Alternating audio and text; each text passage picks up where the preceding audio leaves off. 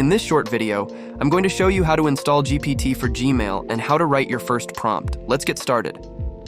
Begin by clicking Install the free extension. Next, select Add to Chrome found on the right of your screen and wrap up by clicking Add Extension. Following the installation, you'll land on a new page. Here you can choose to pin the extension for easier access. That's it. You're now equipped to navigate GPT Workspace within Gmail. Proceed to Gmail to test out our newly installed Chrome extension. Here I have a mail from GPT Workspace support, requesting a call to give feedbacks on the Chrome extension we're using. I click on my brand new Chrome extension, and I simply write the prompt. Yes, I'm available next Monday at 2 p.m.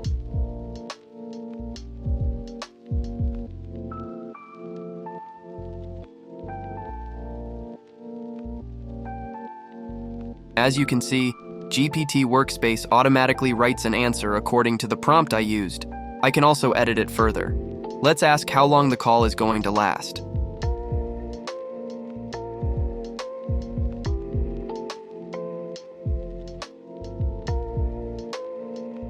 Perfect.